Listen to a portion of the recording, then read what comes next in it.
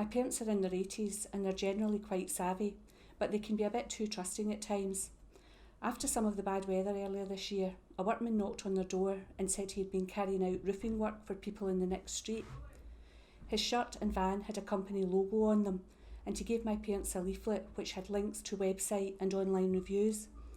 He told them he had noticed a small repair which needed fixed on their roof and warned that, if the work wasn't carried out immediately, the roof could collapse.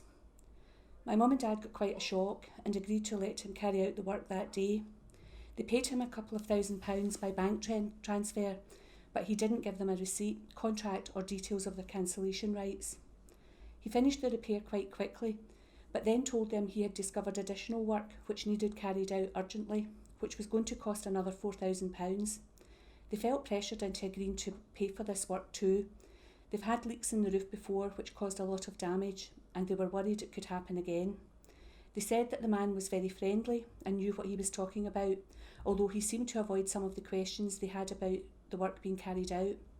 Once he had left, they noticed a leak upstairs.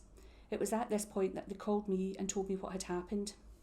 I went on the Approved Trader Scott website and found a local roofing company which had been approved by the council's Trading Standards Department.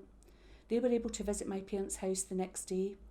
After inspecting the roof, they told my parents that the original trader had not carried out the repair work as promised and that there had actually been no danger to their roof in the first place.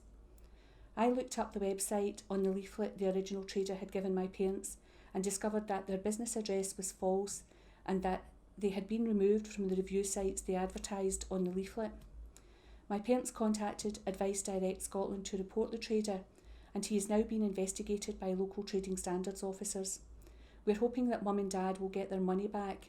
This has really affected their confidence and I hate seeing them so anxious and upset. I've told them never to agree to let any cold caller start work on their house without talking to me or my brother first. If they need any work done, I've left them a note of the Approved Trader website and they'll go there first.